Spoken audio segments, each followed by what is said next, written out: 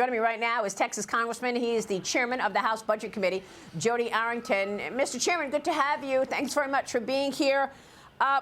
Hillary just went through the obvious things about the speech. How would you assess the State of the Union last night? Well, if the Democrat Party is upset with the president for using the word illegal, imagine if he would have used the wrong pronoun. He'd be really in trouble right now.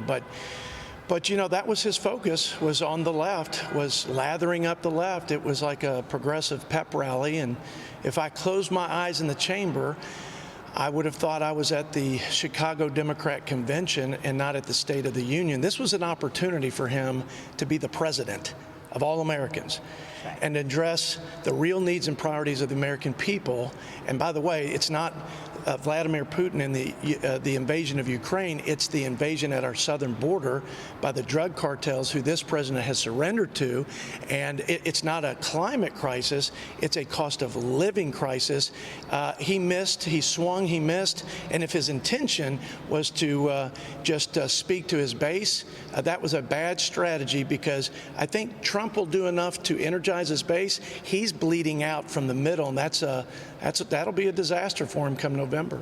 Well, I mean, that's what I've been saying this morning as well, Mr. Chairman, that this was more like a campaign speech than anything else. I did not, as a citizen of this great country, I did not walk away understanding what the true state of our union is, right? I mean, the true state of our union has to do with a wide open border, migrant crime on the rise, and inflation that is eating up our salaries. He didn't talk much about any of that. No, he didn't. He, as a 50-year politician and master political illusionist, even he couldn't suspend the reality that the American people have suffered from under his lawlessness and incompetence. And it was the list of things that you mentioned, along with the geopolitical disarray and the destabilization in the world, because he's projected weakness. His weak and feckless foreign policies have made the world less safe, not just the streets of America or our border, but he decided to open up with Ukraine as if that was the biggest threat. He really doubled down on his tax and spend policies, as if the American people believe at this point that more government is going to be a solution to our problems. They want less government. They want less Washington. They want more freedom, and they want a new president, somebody that's going to listen to them and address their real needs. Well, unfortunately, it was laced with politics, and he leaned into the things that divide us, polarize this country, and play with the populace. You know, raising taxes on the rich, divide and conquer, rich versus poor, white versus black, you know, homosexual versus heterosexual. I mean, it's all divide and conquer. He leaned into things like junk fees, guns, abortion. And yet he continues to not connect the dots of all of his spending to the 40-year high inflation that we're all feeling. Yeah, again, this is a president that is obviously disconnected from everyone else in this country who is suffering under his self-inflicted disasters. They're not concerned about how many Dorito chips are in a bag. They're concerned about whether they have enough money to pay their mortgage that has doubled under him because of inflation and interest rate hikes. And again, he's doubling down. He's pouring gasoline on the fire of inflation. He's going to make the quality of life and standard of living even worse. So no one's buying it. Again, he was speaking to a very small block of people on the religious left. And those are the only people, I think, that walked away feeling better about our country. And it's a missed opportunity. Our country is divided, and we're suffering and struggling. And he was driving wedge issues and trotting out all the items on the progressive pet project list, instead of, again, being a statesman leader at a time when that's what this country needs. So let's talk about what you all can do about it. He wants to raise taxes on corporations and the highest earners.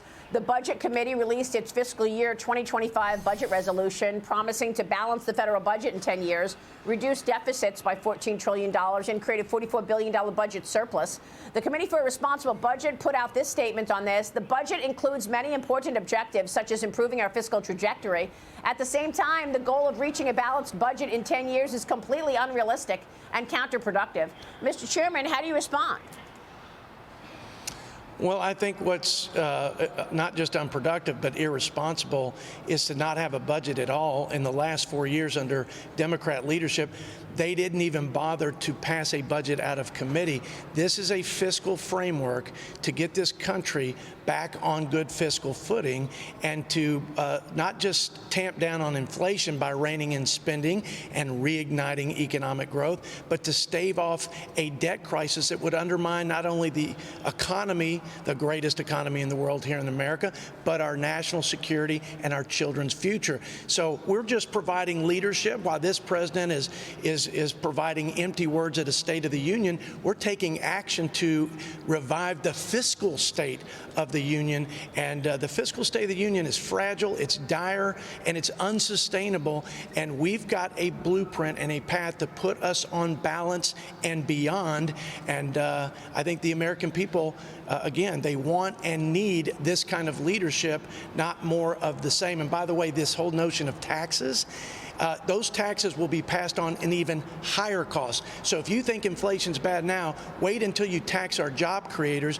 We lowered taxes when our American job creators had the highest business taxes in the free world, higher than communist China. That's where Biden wants to go. We want to unleash prosperity because we believe all boats rise on the tide of prosperity and opportunity in this country. It's a really important point that you just made, and we know from history when President Trump signed into law the tax cuts, the economy shot up. And we actually saw more economic growth because of more people paying taxes, even though those taxes were cut.